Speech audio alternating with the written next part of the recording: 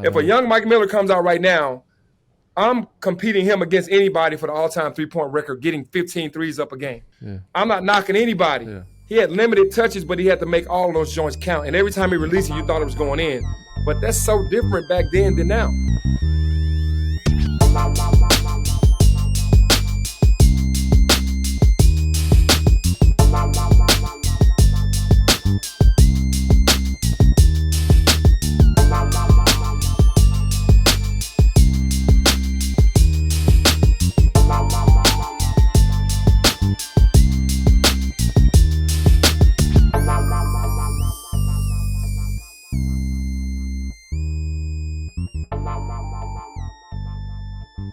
Welcome back to the OGs. It is a Playmaker original presented by DraftKings. And you got one of my favorites in the building. Hey, boy, you remember when we was back in Florida, we used to wear them pennies? Ooh. Them phone posits? They want to let us wear them every once in a while. We couldn't show out like that. Yeah. One of the most influential dudes and culture icons, 4-time NBA All-Star, would have been a 20-time All-Star if he stayed healthy. Olympic gold medals. Unbelievable coach, too, by the way. Let's not talk about that. Unbelievable person, too. Real one. Yes, sir. Real one. Solid. Penny Hardaway, appreciate you joining us, big dog, for real. Come on, fellas. I feel like I've arrived now. I've done a lot of podcasts, not the OGs. I know you, boy. Hey, it's an honor to be on this joint for sure. It's long overdue, man. It's long overdue. We appreciate you taking the time. For y'all tuned in, understand I live in his city, and it is his city. It is his city. I live in Memphis. It's his city. Probably, well, he is, not probably. The coldest dude coming out of Memphis, man. Talk about growing up and playing in Memphis, because for everybody that doesn't know, like Memphis they love hoop. Yes. And you being the best player to come out of Tennessee, come out of Memphis, talk about that growing up in Memphis. Yeah, well, you know, just like our city loves you, they love hoopers. They love true hoopers, and that's what you were. So at the end of the day, when you grow up in this city and you show up and you perform, they're going to give you that love. And you know, that's just basically how you get your name. You go through the city from park to park, gym to gym, chasing the greatest hoopers and the best hoopers in the city, and you get your name off that. And that's what I did growing up, man. It was like anybody else that came through the city that really wanted to make a name. You're in your own neighborhood, you start getting better, and then you leave your neighborhood to go outside of the neighborhood and try to find other action. And I was successful at doing that around the city, man. So growing up, the city took me in probably ninth grade. I really started being known more because I played with Elliot Perry. Socks. And I was that young dude that had already got my stripes in the park. And I started getting my respect on the court when I was in ninth grade at Treadwell High School with Elliot Perry. And the rest is history. Man, I'm happy you started there because I want to talk about your upbringing and some of the things you said about like how you got to where you were. But a lot of that and those habits started just on your upbringing and your journey and, you know, your grandmother and all those different things like that. But you was able to take that and some of those habits and translate it into basketball. And just talk about your upbringing and how that was able to help you survive in the basketball world because it's savage out here. So many people trying to make it to the league. Yeah, for sure. I mean, I started with my grandmother, hardworking woman. My mom, when I was 5 years old, she decided to go, like, just tour the country and try to get a singing career. My grandmother wouldn't allow her to take me because she was like, there's no telling where you're going to be at any given time, and you got a little boy with you traveling around the country. I'm not going to have that happen. You go do what you're supposed to do or want to do, and then whenever you come back, he'll be here safely with me. And I watched my grandmother take me in. She was about to retire. Think about working your whole life. And then you're finally about to retire and kick back, and you got to take on a 5-year-old. So when she took me in, I kind of saw, you know, the hard work at that point. You know, it was God first, you know, because she was a very religious woman. And the next thing was about work. She worked 3 jobs.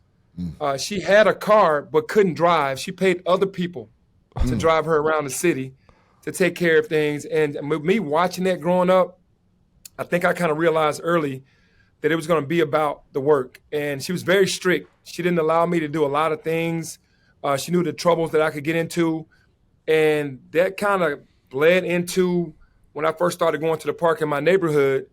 The older guys kind of had that same stiff strictness about themselves. Like, okay, I couldn't shoot the first year I played in the park. They just made me play defense, be an offensive rebounder. The only time I could shoot is if they allowed me to shoot. So I learned the tough way, right? I couldn't get any shots up. It wasn't about me. It was about me playing defense, getting blocks, getting offensive rebounds, kicking it back to the OGs, letting them shoot again, and me trying to go get the rebound. And I'm out there just trying to please them. And what that taught me was, it was all about the grind, from my grandmother to those OGs in the hood that just made me really earn every single thing. And I wasn't on the big end. I was on the small end first. And then when I graduated to the big end, it was time for me to really grow. But they just made me grind. My grandmother made me grind and work for everything. And the OGs in the neighborhood made me grind and work for everything. I'm going to say this. I'm going to say coach now, because not Penny, but coach. Don't you wish some of your players would be able to do that? Like, listen to what you say? I mean, they're telling Penny Hardaway not to shoot. We couldn't get motherfuckers to pass the ball and rebound. Come on, man. I mean, when you were coaching here with me, you understand how hard it is. It's hard. Being basketball savants and guys that played the game. Mike, you came up like the same way we did, grinding everything out. Nothing was given to you. You had to get it. And to see it now, it's way different from 7 years ago when you were first with me. Like, now it's to pay someone millions of dollars, and then he might come to practice and go, I don't feel like practicing today. Or if he's out there practicing, he's not getting back on defense. And if you make the team run, he still might be the slowest jogger. He might not be sprinting. So you make the team continuously run, and you just got to kick him out of the gym. And you give him $1 million. So to me, that's just not what we were raised on. It's just how it is today. One thing I'll say, though, UD, before you get in there, is like, one thing I admired about you coaching, though, is the accountability you put on players. The hardest thing to do is get players to play hard. Every one of your players played hard. And that's a direct reflection. I think every player. Yeah, that's a direct reflection of you, though. They did that. Yeah, I mean, every one of them play hard. Like, they might make mistakes, but I guarantee you, we lace up, we're going to play hard. I tell people all the time, it's amazing how you got that to happen. It was crazy. Yeah, it's just a blessing. No matter the kid that came through here, they did lay it all out on the line for me, and took on the personality of going out there and playing hard. It's difficult. And UD, you were about to say something, but UD, you know how hard you had to work, bro. It's I said to you earlier, it would be difficult for you to coach, because I know you're a no-nonsense dude with a guy that's not trying to work. Yeah. So, I mean, you just ain't identifying with that. And that's what I was going to ask you. I was like, how did you – because it can't be all your way. It can't be all their way. You got to meet in the middle. So, like, how are you able to adjust and evolve so you can still appeal to these young men but also get their best version? Like, how was that? That's the balance for you. What I do is I give them a voice. They have to have a voice in what's going on. I've seen you plenty of years over on the sideline having a voice, letting you have the voice because you earn their respect. And to me, when you earn their respect, I allow you to have a voice. If you're not taking care of your business, then we're going to stand on the truth. If I tell you the truth, then we have to stand on that and we have to adjust. If you say something to me that makes sense the same way, then I'll adjust. Let's just be a partnership. It doesn't have to be all my way, even though I'm the coach, but you still today, you have to meet in the middle with these guys and let them feel like that you have the confidence in them and instill confidence in them and have their back, and then they'll go through a wall for you if they know that. That's so good right there, by the way. That was good. I mean, that was preaching right there, P. I ain't going to lie to you. So building the trust and establishing this relationship with these young men means all the difference, basically. Yeah, I look at that in the league as well. I mean, you guys are closer to the league than me, but just watching, it's all about relationships, man. These guys don't want to be yelled at in the NBA. They don't want to be yelled at on this level. They want to be talked to and taught, and then have a voice to say. And I'll ask my guards, how do you want to play that? Because if you want to play it a different way from what I'm saying to you, as long as you do it all out, I'll roll with that. And I got your back. And they'll take that and go, wow, okay, coach, we're going to play it this way. I want to ice everything. I don't want to fight over, or if I don't want a hard hedge or a show, I want to fight over, I want to ice everything. I'm going, okay, let's ice it. Let's just ice it at the highest level that we can ice it. And we'll just agree upon that and roll. But I give them a voice and give them a chance to say, hey, coach, we like it this way, because the other way, we don't feel like everybody's communicating enough. So it's just been that partnership with me and my guys. I like that too, because it gives a level of accountability. All right, you say you want to do it that way, and they bust their ass doing it that way. It's on you guys. You know what I mean? It puts a force of accountability on them. Okay, like we'll meet in the middle. I like what you said though. We'll meet on the truth, right? Like numbers don't lie. So we'll work this way. But if you guys get killed on it, we got to go back to my way. I like exactly. that. That's the deal. But the hard thing about that is that's not how we were taught. No. Right. Whatever the coach said, you don't say shit. You do what the scheme is, and you do it as hard as you can. And if it didn't work, you're not doing it hard enough. So how did you evolve to be able to get to that point? You had to. Because that's not easy. Yeah, because it's like what Mike said, you have to, man. When you're a basketball player, we play the game at the highest level, we can adjust. So I'm just adjusting to them like we adjusted in the game, and it makes it easier to identify who's with you. It makes it easier to give them a voice. It makes it easier to understand who's not with you. You know, just hey, I'm not with. It's gonna be one guy every time that's gonna be like, I want to trap everything. Then 13 other guys are saying, no, bro, let's ice. You know, and we'll come to a common ground, but it's like you said, you have to adjust. And I'm okay with adjusting to anything that I have to deal with, all for the greater good of the team. Hey, we're gonna get back to coaching here in a minute, but I want to talk about you for a little bit because for all the young people on that listen to OGs and people, one of the coldest basketball players I've ever seen. And growing up in an era, now P, like everyone's got trainers, development guys. We didn't have that. Like you said, you show up at a park. Where did you get your from? Like your flair, your game, like the way you played was so unique, especially at that time. At that size. Yeah, talk to us about that, because that to me was what made you so unique and so fun to watch. Almost what polarizing. people don't understand is, at your size, they used to throw our ass in the post. Every time. They used to throw us in the post, bro. Yeah, no doubt. But I would say my style came from, I was blessed to be in a neighborhood, which I didn't know at the time because I was so young. I didn't go to any high school games at all growing up until I got into high school. Really? Like I didn't go to any. So I didn't know what was going on in my neighborhood, but it was a high school that I ended up coaching, East High School. They were back-to-back state champs. So our neighborhood was filled with these players. And what they would do, they were really good players. They were D1 players. They would put all the young guys against one another to play one-on-one. And the winner would get like a bag of chips or a soda or some type of candy. It was just some type of reward for us to play against each other. And for me, my style early on was to try to shift somebody, to move them one side and then shift and counter it. And that just came from God. But that was my game. Everybody else was trying to bully ball or run through you. I was trying to shift you. So I learned a hezzy and a cross, and then I learned a hezzy and go and a hezzy shoot. And I just mastered that, and that just kind of went along with my game because I was short for a very long time. 8th grade, I was 5'9". Wow. And then from 8th to 9th grade, I went from 5'9" to 6'4". And then 9th to 10th, 6'4" to 6'7". It's just that growth. I was short all those years until going from 8th to 9th grade. So everything I had was built on a hezzy. So God-given ability, but to try to shift guys, I basically started doing the hezzy, and then the hezzy built my game from there. One of the biggest blessings you had there was playing against older guys and being small, because you had to figure out ways to get your and then when all of a sudden you're 6'7" and you got the same way to get the like that's like that's exactly what happened, man. I had to get my shot off on older, taller guys, being shifty, and then as I grew, it stuck with me. Man. A bag of chips and a soda. You see that? And I tell you what, knowing this, he'd fight you for him too. You goddamn right, but that's the shit I'm talking about, man. He coming out of there with a bag of chips and the soda too. That's the shit I'm talking about. So staying home in Memphis and playing at Memphis State at the time, and now coaching at Memphis. How special is that, man? Because I'll be honest with you, it's an unbelievable story of how that happened. You grow up in Memphis, you play at Memphis. You take an iconic NBA career and then come back and coach at Memphis. Like, talk about how that all came full circle. And why Memphis? Why Memphis? Yeah, because it was for about a 2-week period, Arkansas was like number one. Because all my homies from Memphis, Corey Beck, Dwight Stewart, Elmer Martin, Todd Day, these guys went to Arkansas that were from Memphis. And, man, they had me, right? They had me right there. And I took my visit. And, man, I was like, man, I got Todd, I got Elmer, and then Arkansas won a national championship like a year later or 2 years later after I left.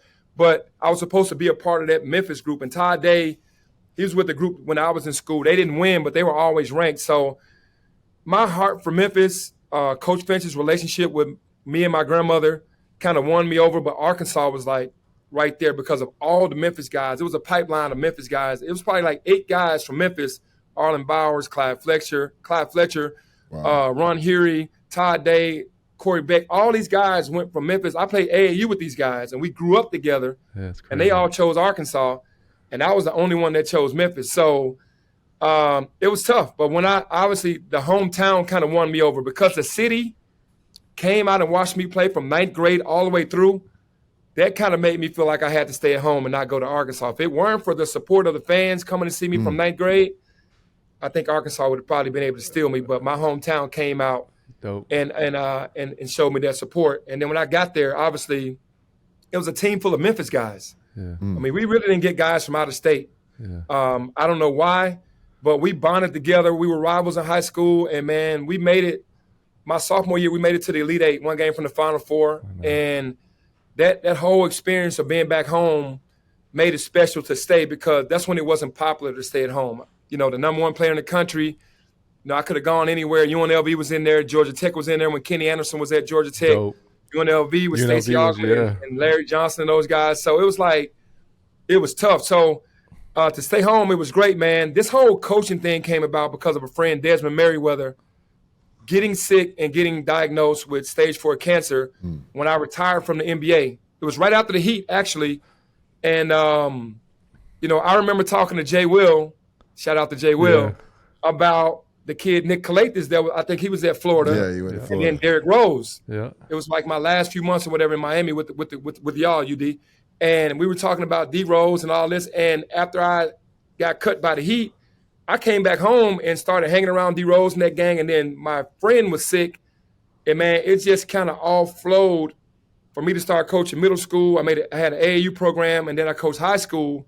And then when this job came about, man, it was like, it was unfortunate for Coach Tubby Smith, who was a legend, one of only, I think, 4 African-American coaches to win a national title. It just didn't work out for him, and the timing was just perfect. Coming back, man, is definitely a dream come true. To be doing this right now, just finished my 7th year. It's crazy how time flies. Man. And just happy to be back home, to be able to help the hometown. You know what I think gets lost in all this, and I think is a respect to you, a guy who was one of the best basketball players, in my opinion, to ever play, is that you didn't just become the coach at Memphis. And that story of you going and coaching middle school, high school, AAU, everyone just thinks, because, you know, that's how life works. You wake up and all of a sudden Penny Hardaway is the head coach at the University of Memphis. You're like, oh, they're just going to give it to him because he played there. No. Yeah. I'm a fucking coach middle school forever. Yeah. AAU had the program forever, was the elite program. And then he wins 2 state championships, right, at East? Yeah, 3. 3 in a row. That's what I'm saying. So it's like they act like it just happened. No, they put in the work to do it. It's dope. Playoff basketball is here, and there is still plenty of game left to be played. Don't miss a second of hoops action with my partners at DraftKings Sportsbook. From every game day until the trophy is lifted, DraftKings Sportsbook has you covered with same-game parlays, odds boost, and so much more. Here's something special for first-timers. New DraftKings customers bet $5 to get $200 in bonus bets instantly. Download the DraftKings Sportsbook app and use code OGs. The crown is yours. Stay in on the action and use your $200 in bonus bets on DraftKings same-game parlays for a shot at an even bigger payout. Combine multiple bets together from the same game. Love the thrill of live betting? DraftKings has got you covered. Bet live on in-progress games right as they happen, making watching the game that much more exciting. If sports betting is not yet available in your state, don't worry. You can still join in on all the fun with DraftKings Pick 6 and have the shot to win cash prizes. Download the DraftKings Sportsbook app now. New customers, use my promo code OGs and bet just $5 on any wager to get $200 in bonus bets instantly. That's promo code OGs only at DraftKings Sportsbook.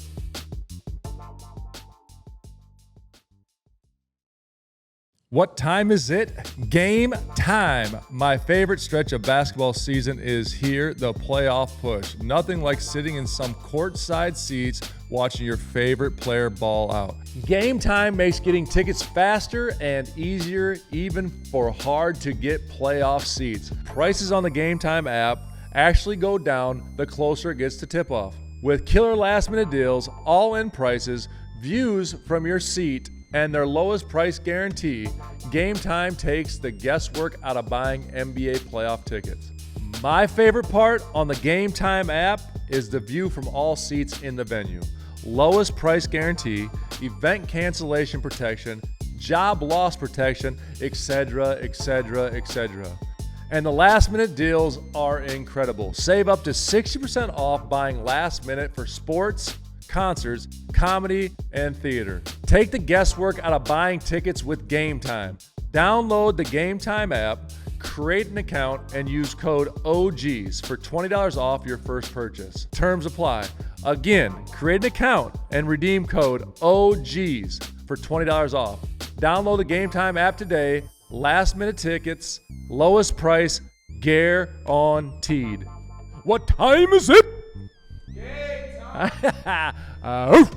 Here is a dirty little secret that insurance industry may want to keep under wraps. Insurance companies profit by holding on to your money for as long as possible. So after an accident, they might do whatever they can to delay or deny your claim. This way, they can keep those profits growing. Morgan & Morgan fights hard against these corporations to fight to make sure you get every dollar you deserve. When in court, the insurance companies want juries to think that at-fault driver is the one paying the verdict amount. Meanwhile, it's really the insurance companies who are covering the cost. When Morgan & Morgan takes on a case, they're almost always going after the big insurance companies and not the individuals at fault. Morgan & Morgan fights hard for their clients, and these corporations know that. A recent client in Pennsylvania just received $29 million. That's $29 million. Insurer's best offer was $500,000. Another recent client in Florida received $20 million. Last offer, zero. There's a reason why Morgan & Morgan is America's largest injury firm. Hiring the wrong firm can be disastrous. Hiring the right firm could substantially increase your settlement. With Morgan & Morgan, it's easy to get started, and their fee is free unless they win. Just visit forthepeople.com/OGs or dial #law 529. That's forthepeople.com/OGs or dial #law 529. This, my friends, is a paid advertisement. We are live. Does that sound like him or no? We got UFC 315 Montreal, Quebec, Canada. I'm gonna bite your ass or something, whatever it takes. Can you bite in UFC? What? Can you bite in UFC? I mean, at the end of the day, you can. Just don't get caught. Okay, cool. Yeah, I'm gonna bite your ass, whatever I got to do We got to win. in Montreal, Quebec, Canada, on Saturday, May 10th, UFC 315 UD. We got ourselves a Killer, doozy. if you ever have some free time, I would love to indulge in a fight with you. You used to take me to fights all the time. We used to hang out all the time. I know. Life's going to opposite You got direction. 39 jobs. Yeah. You got 39 and a half. Yeah, I got 30. So, with I that learned being from the said, best. Yeah. But we got to make some money now, so then we can quit our jobs. We do need And to how make we some do money. that is we get our future picks right on UFC on DraftKings. Okay. So I'm gonna let you go first today because I'm in a giving mood. Give me who your pick is for a UFC 315, please. Well, first of all, I'm at a disadvantage because I don't see the flags up there, so I need to know who's Brazilian. I need to know who's a Brazilian. First and foremost, who are bets on straight the Brazilians. Brazilians? Because Because I'm going for the Brazilians. When all else fails, pick a Brazilian. Jose Aldo? For the 10-15, 10-15, who you going with? I'm going Joel Alvarez. You're going Alvarez. Okay, you're taking a favorite. I like it. I'm also going to take a favorite, but I'm going to be at the 10:45 bout. I'm going with Jose Aldo. Is it Jose or Jose? Jose. I Jose. know. I don't Jose. know. You gotta be careful. You gotta be careful because people get real sensitive about their names. Yeah, like they call me Meek. I'm gonna go with Jose with you on that one, Killer. That's what you're going with? I'm gonna go with Jose. Now you know my motto, 11-15. If your last name's Silva, It's I'm over. picking you. Yeah. I'm picking Silva. You're going Silva. For sure. You're going So Silva. I'm going Natalia Silva. I'm going Minus 205. Aldo, and I'm going Alvarez. I'll But be I feel honest. like we're picking all the favorites. I'm going to be honest with you. We are picking all the favorites, but we're picking the favorites for a good reason. And this is going to be a clean sweep because I'm going the same thing you are. And if we But we're not parlay them, ooh, I gonna make like some where money? our head's at. We gonna We're make trying some money? Yeah, we're trying to quit our jobs. So you'll have 37 and a half jobs now. I ain't never quit nothing, but I'm tell you right now, Killer, if I hit the lotto, I'm out. You out, coach? Yes, sir. Let's see. Let's go to our handy dandy little calculator here, though. See what we got here, coach. See, I ain't never been Let's good put at math. those things in there. Well, that doesn't make any sense. $100 wins $354. $100. We can't buy. I'm keeping my job, UD. I'm keeping my job. No. We can't even. We did pick all the favorites, but Well, I mean, you want us to pick the losers? I'm not gonna pick them up. we can't even pay the gate to get You in. know what? I can get out there and get a loss. Put me up there. I can get out there and get a loss for sure.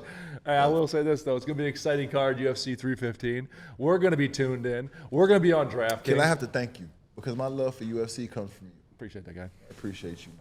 And let me I've tell been you whooping something. a lot of ass, but this kind of fighting is different. So go bet DraftKings, our partners, UFC 315, Montreal, Quebec, Canada. It's money to be made, people. Thank you, DraftKings. Where do you go? DraftKings, And OGs what? the OGs. That's right. Promo code OGs.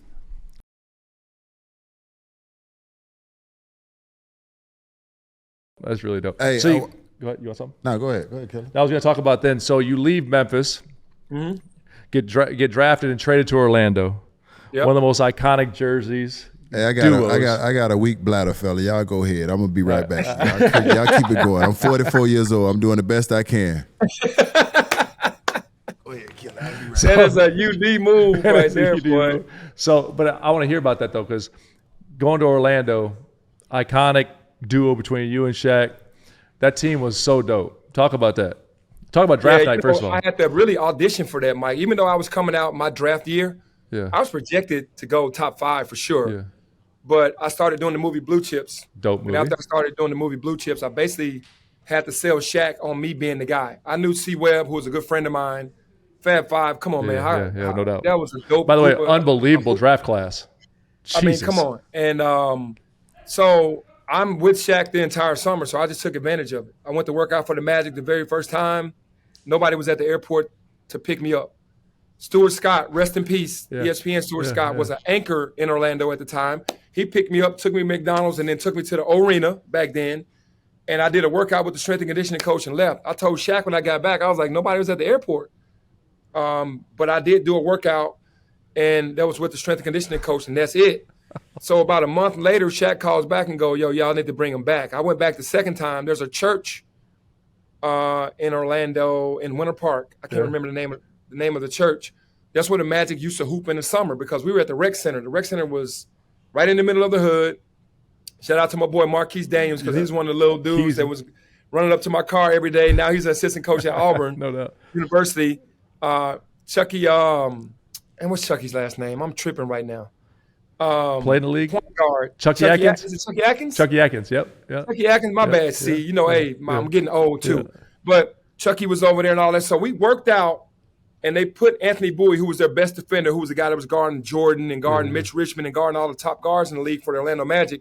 And they brought me in and said, okay, if he could do well against Anthony Bowie in this setting, then, we'll see what he's all about. And I went into the setting, and I just destroyed the setting. I knew that was my audition.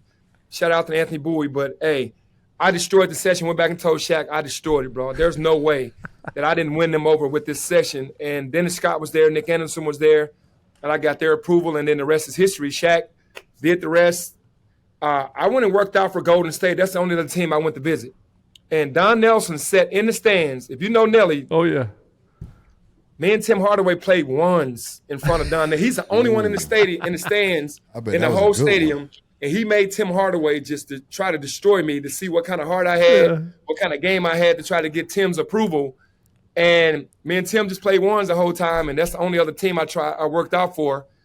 And Shaq made the deal happen with me going to Orlando. I love Tim Hardaway, but I don't know if he wants it. I bet that was a good one. That's my guy. Yeah, that was a Killer good one. crossover. Hey, You I got a tap question two-step. because I want to backpedal a little bit before my weak ass bladder gave out. Okay, go So for it. playing at home, people don't understand the responsibility and the pressure that comes with when you're playing at home. Yeah. But it's good pressure, but there's also a bad pressure because you're gonna lose some friends. You're gonna tell some people no, and they're not gonna like that you're gonna say no to a lot of things. Just talk about how you had to balance that. Because I've dealt with it, but you had to deal with it at a college level. I was in the pros, but you dealt with it you was younger, way more immature probably. How did you balance that?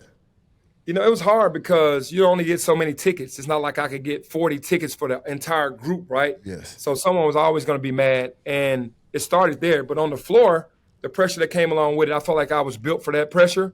But the other pressure, what you're talking about after the game, you didn't leave me tickets. Dealing with your boys, hey, I want to come to the next game, trying to shuffle tickets and all that. That type of stuff is being at home. It happens as well. But the actual pressure from hooping at Memphis, I enjoyed that, man. I loved hooping with my teammates. I wanted to win for the city. And I felt like at that time, man, you know, I was trying to show who I really was. But there is a lot of pressure at home because you have to perform. And then you have so many people that want to come to the game, come to practice, come to the dorms, come to hang out. And it's not like I tried to like shun anybody or keep anybody out, but I was so locked in and focused on making it that I had to drop some people off that I used to hang out with that I couldn't hang out with anymore. And they started saying I was acting funny. And then when you go back to the hood, they had negative things to say or good things to say, whatever it was. And you had to deal with all of that by being home. That's just what comes along with it. I mean, I heard it all. They gonna go in my pockets. They gonna do. Well, first of all, if you gonna go in my pockets, where you gonna go after that? You can't stay here. You can't stay here. You can't stay here. Right. Like literally, that's a different kind of pressure that people don't understand, Penny, that we had to deal with. Because it's like keeping it real can go wrong. Like you got to cut some people off. Yeah, you got to cut some people off. But then everybody don't like when you cut their ass off.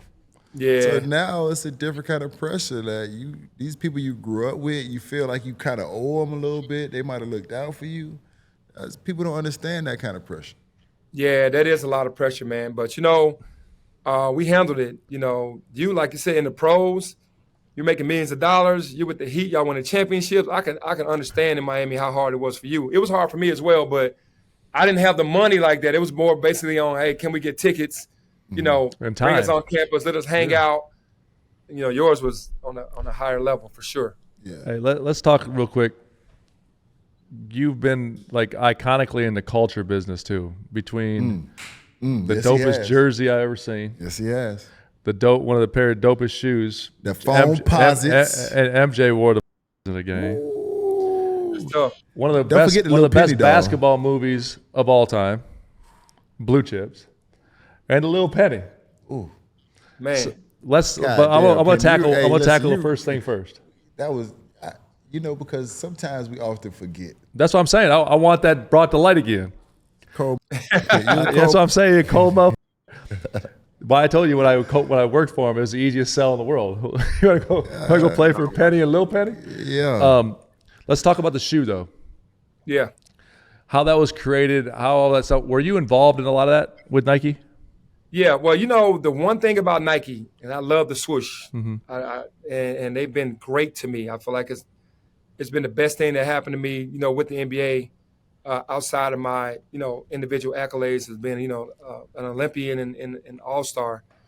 They don't give you that nod unless you're really taking care of business, right, Mike? Like you were Rookie of the Year. You don't understand that. You were hooping in Orlando as well. So when you're hooping, then I got approached with an opportunity because they saw the promise in me. They saw the stardom in me. They saw that I was starting to ascend. And to me, that was nothing but respect. Like, hey, we want to give you your own shoe. So I knew I had arrived when Nike said, because they're not going to give you a shoe unless they know that they can market you. They know that they can get where they want to go. Dollars and cents business too now. Me, right? Yeah. You said what? It's a dollars and cents business. They ain't going to do it unless they think it's going to make it. Come on now. That's right. Come on. And yeah, if it don't make dollars, it don't make sense. So it made sense to them to give me a shoe. And when they came out with my sneaker line, I was totally involved. It went from what kind of cars do you like, sports cars? What kind of watches do you like? Because my shoe was going to be designed with the mindset of what I like, the expensive things that I like. What planes? Okay, I'm a G5 type of guy, not a Hawker 800. I'm just all these different things. They asked me these questions, and they molded this shoe. It was like, from what you told us, this is what we think that you would like. And man, I instantly loved the model that they made, and then they molded it to my foot, and it just seemed like from that point on, everything just took off, man. From the penny ones, all the way up to the foams, everything that they made for me. The only thing that I had, the one thing that they had to do was I needed to have a sneaker that you can wear hooping, and that we can wear off the court with like jeans or sweats. I didn't want just to have a hoop shoe that you just had to leave at the gym. I wanted my shoe to be a lifestyle shoe and a hoop shoe. So that was ahead of the game. The thing about him is he had a dope style, right? And he blessed me with so many foam posits. When I knew he was one of the coldest basketball players ever, is that he got busy in them foam posits. The fact that them foam posits, you can't. But I think the difference in someone else just wearing a foam posit because they're heavy. Yeah. They molded them to my foot. Oh, there you go. So when they're molded and shaped to you, it's different, right? For me. That's why I hooped in them. Everybody else trying to hoop in them now. They're heavy. He blessed me. He gave me so many foam posits, and they're the dopest shoe in the world. And I'm like, I wear them everywhere. Like he said, lifestyle. We need to pull this up. I hooped in the foam posits at Florida in Gainesville. Oh, wow. You must have had, you had 4 points that game. Posits at Gainesville and you had 4 University points of Florida. And I used my whole financial aid to pay $200 for the penny. I remember to this day, the first time I spent $200 on them joints, and I wore them in the tournament. P, you can sleep tonight. MJ wore your shoes and UD wore your shoes in the game. Oh yeah, it's over now. A little bit of a gap, but we'll take it. Hey, but that's why I knew he was cool. So now talk about the movie though, Blue Chips, because that to me is dope as too. The movie came about because they wanted to cast someone that was an athlete, a real basketball player that had the baby face. Like you had to be a freshman. So obviously I fit both the hooping side and then I had the baby face. So I went right into this situation. They approached my agents about me doing the movie Blue Chips. It's crazy because the daggone movie kind of correlates to what's going on in today's game. Yeah. You know what I mean? It's just crazy how that worked. And that was like in 93. And I had the audition with Nick Nolte at the director's house in Hollywood. And I got the part, and the rest is history. The entire summer we were together, did majority of the scenes at USC in LA. I did the basketball scene in Chicago because I went to St. Joe's. And then we did the last scene in Lafayette, Indiana at Purdue University, where I threw Shaq the lob to win the game. Everything else was done in LA. How hard was that? How hard was that acting though? Acting's tough, right? The acting part was cool. Yeah. It's like you have to get to the set at like 8 o'clock in the morning, and you might not film until like 6 p.m., but you just have to be ready. And it's every day. And you're getting ready for the draft at this time too, at the same time, and right? I'm getting ready for the draft at the same time. That's crazy. I didn't even know you had to audition. I figured they came and seeked you out. Like, what the they f*** are they trying to figure out? Can he play? Can he play this role? Of course he can. So you had to audition. I didn't know that. Yep. It was really my role, but I had to show them. They needed to see if I needed help acting, but the part I had was pretty simple. What's his name? It wasn't really that. Be yourself, basically. Part. Was it Butch? What was your name? Butch McRae. Butch McRae. I remember that. Like, Butch McRae. And that used to be my alias on the road I don't know why I'm thinking I'm like, they're not gonna think of this. I'm like, really? Come on, bro. People calling my room. I had to change it. I was like, they're gonna be thinking Penny Hardaway. They're gonna think of Butch McRae. It was like ringing my phone. Hello? Hey, what's up, Penny? Who is this?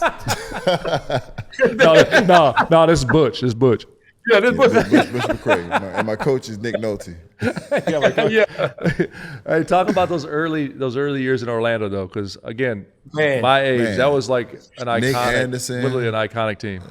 Bro, when you look at our lineup, we have to be one of the teams that had the best roster that didn't win a championship. Honestly, because I'm 6'7", Nick Anderson 6'6", Dennis Scott is 6'8", 3D, Horace Grant 6'10", and Shaq is 7 foot. We were long. We didn't have no little dudes, right? And then Brian Shaw came off the bench at the bag-up point. He's 6'6". Donald Rowe came off. He's 6'8". Anthony Bowie 6'5". So we had one of the longest teams. Man, that team was special, man. The early years was just like rock stars. You know how it is in Orlando, Mike. They are unbelievable fans. Oh, yeah. It's really a college town, but with the NBA being there and the Orlando Magic is the only thing moving. I know obviously they got some other like soccer teams and they had arena football and that thing back in the day. But as far as fan base, man, we were treated like rock stars, man. It was the most fun time I ever had in my career. Winning obviously cures all of that. Being with Shaq, who was it was like being with a rock star. Everywhere you went, man, it was, man, you talk about the people at the hotel. I mean, you guys witnessed it being with Miami, right? You go into the hotels, it's like, it didn't matter what time you got there. It was 60, 70, 80, 90 people. It could be 3 a.m. People got their 5-year-old kids out there asking for an autograph, and everywhere we went, it was like a huge party, man. It was, for those years I was in Orlando, nothing could replace those years. It was crazy. I never told you this, but that was like must-see TV for me. That Orlando Magic team with you and him, it was so fun to watch, man. Ain't no way in hell you weren't tuning in to see Penny and Shaq. I had the short. I had his jersey. Mind. Then you have Nick Anderson playing defense. You have Horace Grant. I mean, man, that was a crew, man. They put that team together. It was unfortunate that we didn't stay together. The big fella got wooed by the Lakers, and I can understand because he was so into music. He was so into movies. Bruce Willis and Demi Moore. It was hard to turn down Hollywood, man. Damn, I ain't know Bruce Willis and Demi Moore came out. They came out for Shaq. I'm gonna be honest with you, Penny. I would have hauled ass too for Yippee Ki. Hey, I'm gone. Die Hard, Mr. Die Hard. Pack me up. He packed up. Pack me up. I'm sorry, Killer. I wanted to see it together. That. Yeah, but Mr. Bruce Willis. No, but for real though.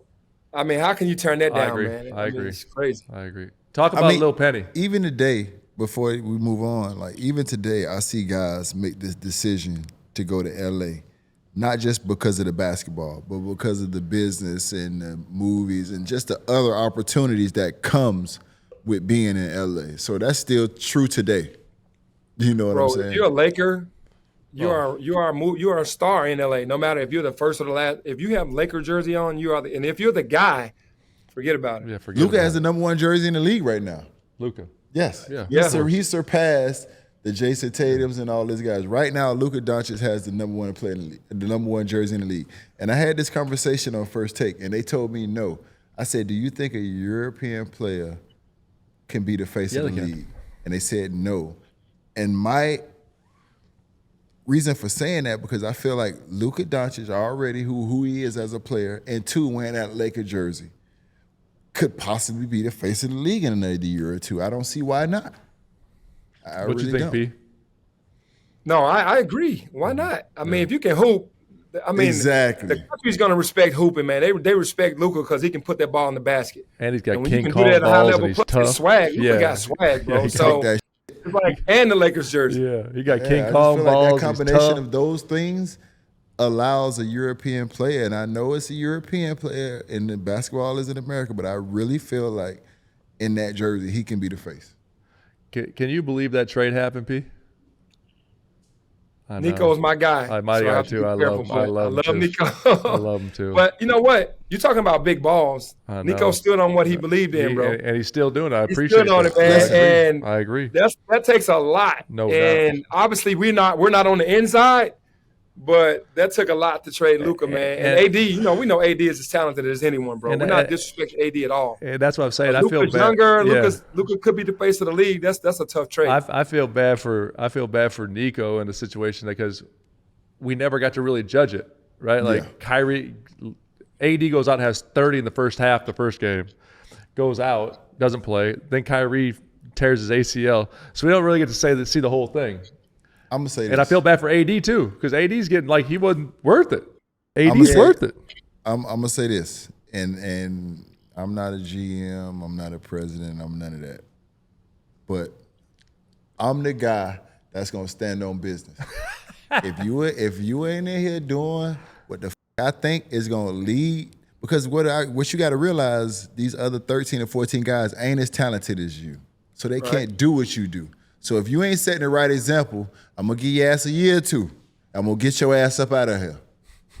That's just me. And I'm not saying it's right or wrong. But what I will say is I need my best player to also be my leader. That's all I'm saying. I do say that if that group is healthy, with Kyrie healthy and everyone healthy, they could be in the Western Conference Finals. No, that's what I'm saying. That's why I feel bad for Nico. That healthy group with Kyrie can definitely be in the Western Conference. He put his balls on the line. Yes, I agree. And then injuries just started happening. And he's getting judged because Luka's out there getting 31 a night in the playoffs right now, and they're out. So it's hard. Yeah. I mean, it's a ballsy move for sure, but I'd love to see it. And he said it in his press conference, like, we'll see how it goes next year. You got Clay, you got Najee Marshall, you bring back Kyrie's a healthy Kyrie, you got Max Christie, you got Anthony Davis. You still got Derek Lively, like you got Daniel pieces, Gafford, bro. You got PJ Washington. You got a nice group. Pieces. You got pieces, bro. I said this on TV, and before we can move on, I said this real quick, and I said, people of Dallas, just realize you've done been to 3 finals in the last 20 years. That's the finals every 6 or 7 years. Just understand there's some people that ain't been to the finals in the last 30 years once. That's facts. So I'm just being honest. So let's keep this in perspective, Dallas fans. Y'all done been to the finals 3 times in the last 20 years, where some people ain't been to the finals once in 30. Yes, sir. Keep it in perspective. You got a good organization. Give Nico some time. I think winning cures everything. And that's all I'm gonna say. No, I believe in Nico now. He made power moves. He's gonna be okay, I promise. You know what, the one thing I respect about it is that, like, that's not the easy decision to make right there. What are we talking about? That's oof. Talk about eras of basketball, P. The 90s, 2000, where we're at now. Like, what in your opinion is the best era of basketball? This 3-point shooting ass era. I don't know if we could talk about eras because everything is so different, right? Because so different. I look at it like this, and this is how I've tried to tell guys that ask me about that. Back in our era, you played your matchup. Every single possession. You didn't switch off your matchup. Your matchup guarded you. You guarded your matchup. Now it's switch 1 through 5. So the point guard and the best players playing against a 5-man or a 4-man the entire game. That's very different. Back in the day, you played the Miami Heat. They trapped your ass every time, made you give the ball up. You played your matchup. Anytime you went to the basket, you had to play through physicality because it was all bunched up. We were talking about this all the time. Yeah. The lane was so clogged because the bigs couldn't shoot. They were already on the block, and you had to really know how to really get to it back then. But the one thing I say is you played your matchup. This era, it started with David Stern, rest in peace, and now Adam Silver. They wanted the league to score, so they stopped the hand checking, they stopped the touching, they stopped the physicality, and they made it more of an open game. Obviously, I think the skill level of all of these bigs are unreal. That's something that I've never seen, where guys are out on the perimeter shooting threes effortless, where in our era, only the 3-point shooters. Only Mike Miller gets to shoot that. You don't shoot that. Yeah. You get to shoot that. Me and UD, we're going to do our thing, but we let Mike stay out there in deep water. Now everybody gets the opportunity to do that. So when I compare eras, this era doesn't play their I love to see this era play against their matchup, run against each other the entire game without switching 1 through 5 because of what happens now. And then I think you'd be able to compare at that point. But if you're not playing against your matchup, it's kind of hard for me to say what's what, because our era, we had to fight against a guy that was averaging. That's why I love him, because the reality of the situation, when I first got drafted in the league, you couldn't come across that nail, and you couldn't come across that box. You played against P, T-Mac, Paul Pierce. You're on an island over there. Yeah. If you don't guard that man or foul that man, they're gonna run the same thing over and over again. Yeah, they're gonna keep dropping it. Until your coach take your ass out. I tell people, I found out real early and real often what they thought about me as a defensive player when that game started. They run an ISO side. That it was hard on rookies. Like Mike had it hard because when he came in, it was really hard. Nowadays, it's not really hard on rookies because not defensively. They don't have the guard like that anymore. No doubt. Nah, they'll pick on your ass till your coach take you out. What? I mean, and to your point, when you talk about 5 men shooting threes and 5 men getting opportunity, that was a luxury. Like we had to see you shooting in the gym after practice. You can't just show up at 7:30 and start firing that up because that's what the other team doing. Like, that was the difference, though. Like, Penny, like, we watched Mike get up 500. Oh, no doubt. We watched James Jones. We watched, Jason Capono. Like, we watched these guys. It just seemed like right now, like, everybody just play one way, and if you just fire that shit up, and I'm like, nah. Listen, I can say this as well, right? I could go 3 for 10. I asked Mike about this a long time ago. I asked him about this. I said, man, what would you do? He said, I would run on the treadmill at 15 speed, sprint, and just go make one shot because I know I needed to make that shot. I mean, this is a dude that made a 3 with one shoe on, but he had already grinded and worked so hard. He didn't get the luxury to go in the gym and just shoot lazy. Nope. And he was a hard worker. So the same thing with Ray. Ray said he would run so many sprints before he took one shot. Who in today's time is going to go through that level of training to make yourself uncomfortable to make one shot when you know you can get 15 threes. They can get 15 threes. If a young Mike Miller comes out right now, I'm competing him against anybody for the all-time three-point record, getting 15 threes up a game. That's just the honest truth. Yeah. I'm not knocking anybody, but he was great at what he did. As he got older, he had limited touches, but he had to make all of those joints count. And every time he released it, you thought it was going in.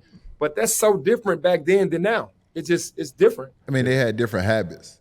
It was just the habits that were different. He said it, though. The preparation is how as coaching and stuff now, it's routines and preparation. He's right. Like a guy goes in and knows he's shooting 12 of them a game, there's no urgency on the shot you're taking. The story he's telling is, I got sick of getting that 2 or 3 threes a game, and the crowd like, so I was on that treadmill. I had to put value in that 1 or 2 threes I was getting. You had to make them. But who's going to do that, though? Who's going to put their – You're right. You had enough pride to be like, if I'm not making these joints, I got to get myself in position to make them. What kind of pride is going on No doubt. with that? No doubt. Yeah.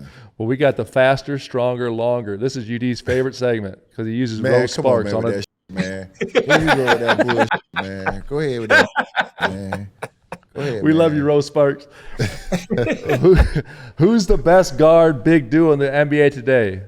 Fox Wemby, Jokic Murray, Harden Zubac, Hero Bam, Ant Gobert, Shea or Chet? I'm going Murray and Joker. Jokic. It's a good call. They just high IQ, no doubt. Know how to play the game. Both can pass. Both can make a trade. Both can score on every level. It's a hard duo to stop, bro. And I'm not knocking it. Obviously, everybody else is definitely nice, but they're not nicer than them two. Them two together. That is unstoppable. I seen it firsthand. I seen it firsthand in the finals. Took a chip from them. Yeah, I seen it firsthand in the finals, and we're accustomed to switching when it's Bam and Jimmy. They can usually guard any pick and roll, and this pick and roll gave us hell. When those two switch, even with Bam switching on to Murray, and obviously Jimmy switching on to Joker, it was just a tough switch for us. And we know Bam can guard 1 through 5 for sure, and Jimmy's strong enough. But man, that's illegal. That duo. Yeah. Fellas, I'm talking to y'all one more time. Nobody likes to wait. None of us. I can't stand being in traffic. I can't stand waiting for my coffee. I hate waiting to get off work. So why would I make my woman wait? I don't even wait in line. I get out and leave. Can you imagine if my woman was waiting on me and she walked out the house and left? So don't make her wait. Stay ready so you ain't got to get ready. Have that roast box in your pocket, have it in your glove compartment, have it in your wallet, wherever you need it. But boy, you need to stay hard. Fellas, take control of your sex life. Dominate your bedroom. She might never tell you, but she love it when you run the show. Roast Box is a 2-in-1 prescription treatment for guys who need a secret weapon against that wet noodle. They hit the bloodstream faster because they dissolve under the tongue. And getting hard faster means there's no more waiting to perform, baby. Roast Box gives you the boost to last longer, and everyone gets more pleasure and climaxes more. Y'all definitely gonna have to hydrate at the end. Ro connects you with medical providers 100% online, so there's no awkward conversation with in-person providers. If approved, treatment shipped directly to your door. No, it ain't coming in a bowl, but you got that Ro. If prescribed, new sexual health patients get $15 off your first order of Sparks on a recurring plan. Connect with your provider at ro.co/OGs to find out if prescription Ro Sparks are right for you. That's ro.co/OGs for $15 off your first order. Let me ask you this, and this is what I want to touch on. Some of the injuries that you had and all the things that you had to persevere through, do you think that goes back to your upbringing, where you was able to dig in mentally and get through some of that shit because of the grit and all the stuff that going back to Memphis and your grandma and the park, all that shit helped you get through the tough times where you was a millionaire? But you know what's so crazy? Yes. What helped me get through is what ended my career, because I was so tough-minded. I was like, I'm going to play through this shit. And I was out there limping. If you watch me later when I started having surgeries, I would never fully heal. And I don't know, I was just saying, if at 80%, I'm as good as anybody. Let me just get out here and help my team. I never fully healed. There was a toughness that I got taught. Wow. And being there for my teammates. And it really ruined my career because I didn't allow myself to fully heal. I felt embarrassed if I got to a point to where I could just run up and down the court. And I remember Chuck Daly coming when I was doing rehab in Houston. I wasn't supposed to be back for another month. Bro, I cut my rehab short to play in the game in Houston that night. I don't even know what my stats were. We won, and I could barely walk out to the game. I came back early, and I knew I couldn't go backwards from that point. So I just kept playing for the rest of the season. I did some things for the love of the game and the love of my teammates and organization that ended up ultimately costing me, but it's from the background of you just get through it. Yeah. And one thing I found out, you just can't get through a knee injury, bro, no matter what. You got to heal fully, especially with my game being explosive and being an athlete. I needed to fully heal, and I never did. But, yeah, my upbringing did help me to the point where I was just mentally tough enough to get out there and play through the pain, but it also hurt me because I never really fully healed. I understand He's a sicko, though. Like, the guy still plays 5-on-5 to 100 every day. I get it. He loves it. He loves it. Coach, we're going to ask you a couple fan questions. You cool with that? Yep. Ed Emil Grace, how do you – I can answer this question. How do you see yourself at peak doing today's pace and space tile league? He's going to average 30. He's going to average 35, 18, and 7.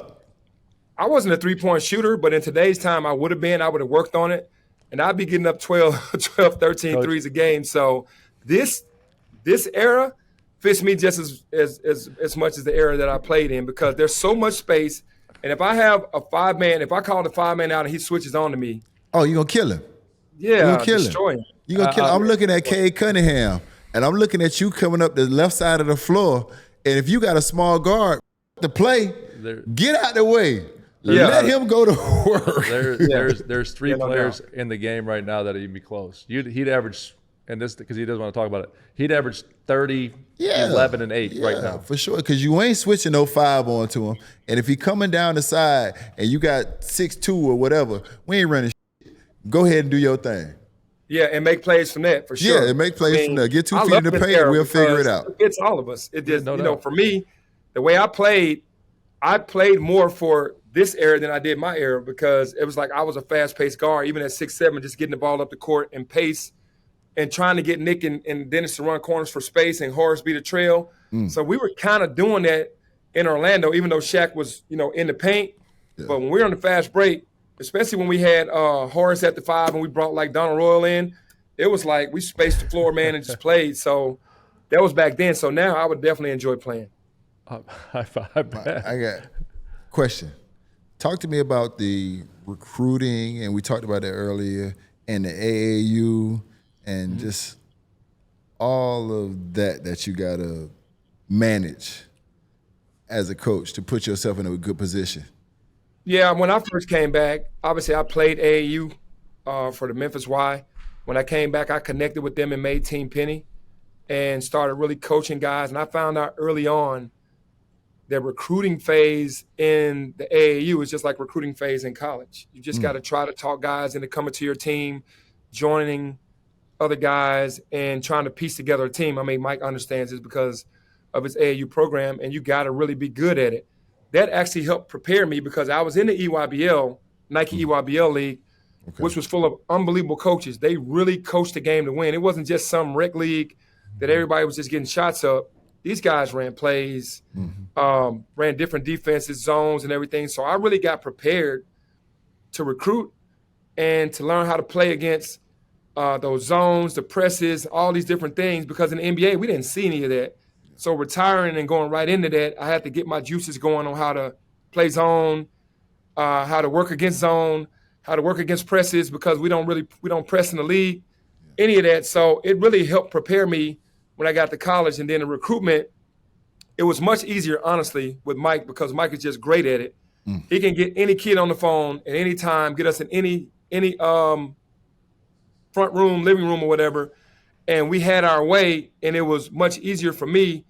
And that kind of jump-started me on, being where I am now, which I've been able to get some great pieces because of the coaches that I had, but especially because of Mike. Some of the biggest names, named guys that I've ever had came from having him here with me and recruiting. So, but from my experience as a coach, starting, middle school, going into the AAU and getting into the EYBL, definitely helped me up until now. So it was like the grassroots leading up until this level. It's kind of a follow-up to that question, Coach. Like, the thing I think you've done a really good job of is going into now and getting a little older and a little more physical and going to your kind of brand and style, right? Like, you've done a great job the last couple of years.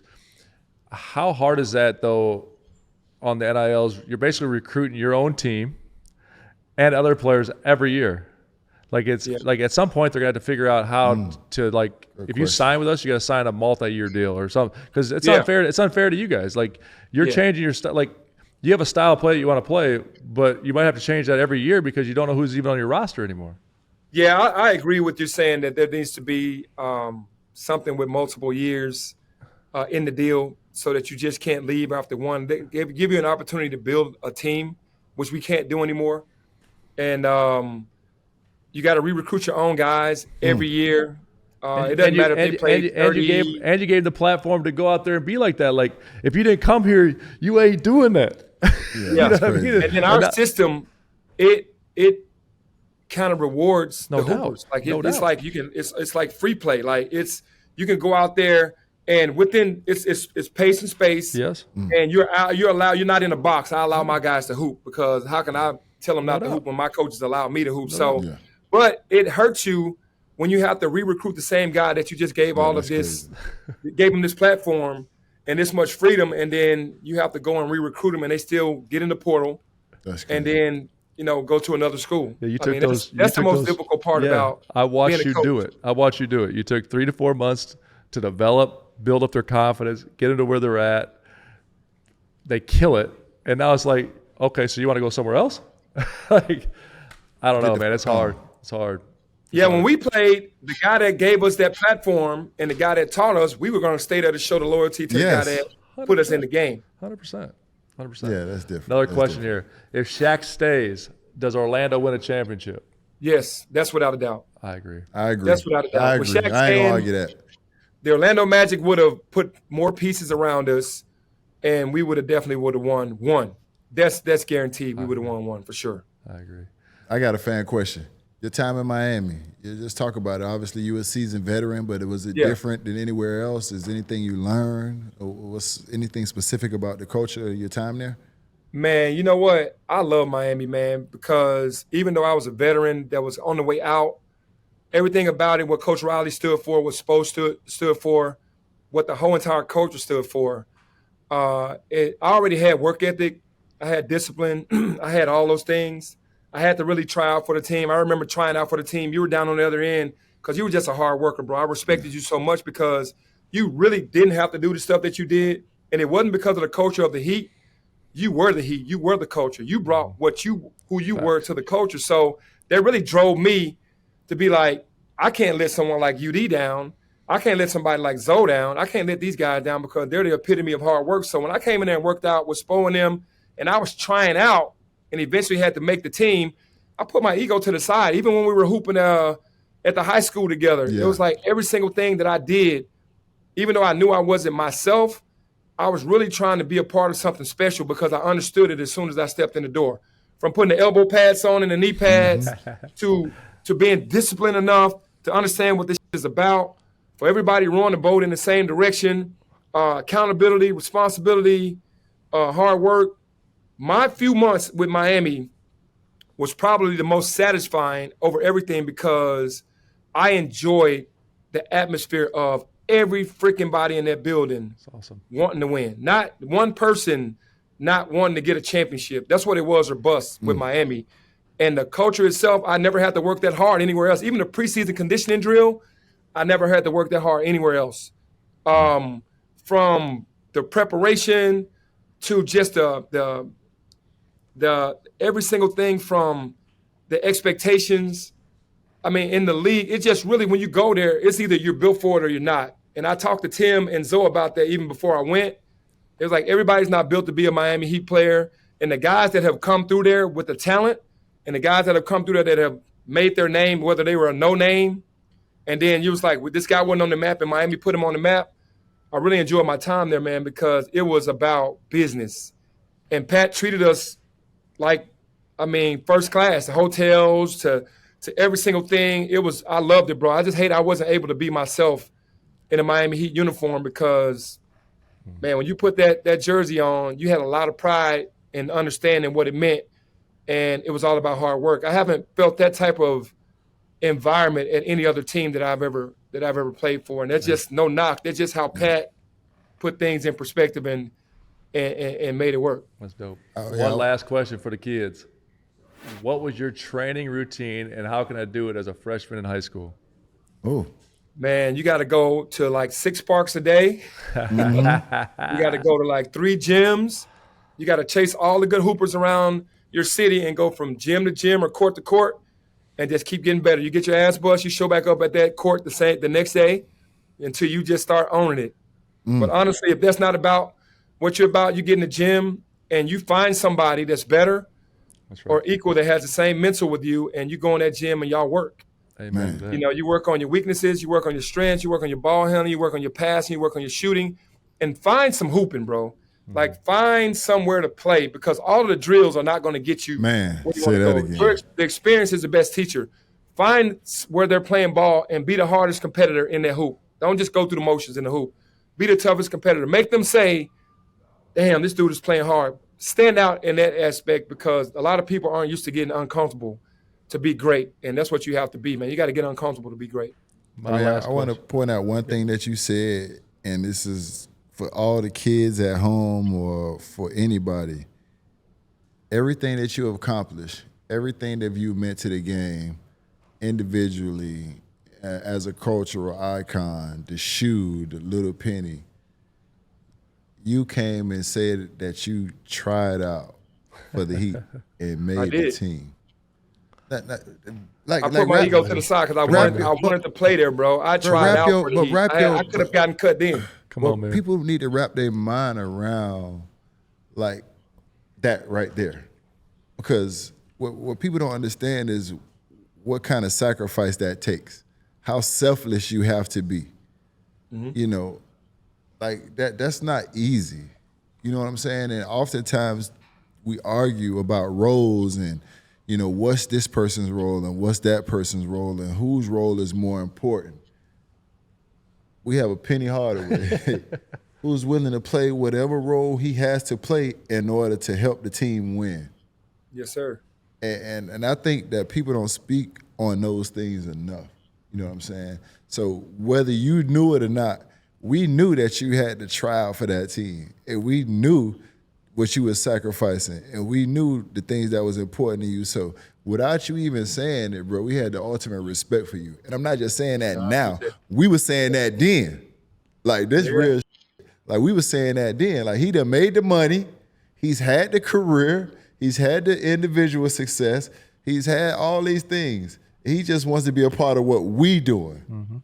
That says a lot about him. Dope. That says a lot about him. I think it's a good segue to the final question for me. What do you want your full legacy to be? Player, coach, man? I think it's just like UD said, man. I was a selfless athlete that wanted to do whatever it took to win. I'm all about the team. I'm all about the journey with the team. None of this was ever about me. Everything I've gotten individually has been because of a team. It's the same thing with coaching. I want to be known as a guy who helped people along the way, coaches that they've helped me and I've helped them grow in the game and win championships, because if you're in it, you want to win championships, and you guys already understand that. Yes, sir. But at the end of the day, it's about team, man. That's what I want to be known for. Penny Hardaway was a guy who, as great as I was individually, I only cared about the team's success, and that's basically what I want to be known for. Well, P, I appreciate you, man. I was blessed same, enough bro. to coach Appreciate alongside you and learn. Appreciate you, both of brother. y'all. Thank you. Y'all both motivated me in different ways. Mike would come in here and help me coach, and UD watching you work, bro. Just honor to be on, and you know, just again, some continued success to both of y'all. I know Mike are grinding now. You're grinding. Sure. Just continued success. Well, appreciate you, Coach. Man, I'm telling you, I appreciate was blessed you, to be Penny. Thank you, brother. part of And that like I said, staff and to man. learn from you. And you're a dope-ass dude, man. Unbelievable hooper, one of my favorites. So appreciate you Just spending some time with us, watching man. you True grind OG, and be for real. selfless, bro, was motivating. So I appreciate you. Thank you. Yes, sir. Salute Thanks, both Pete. of you, Appreciate you, brother. Appreciate Thank you, bro. Take care. OG's Appreciate it. out. Yep. So OG.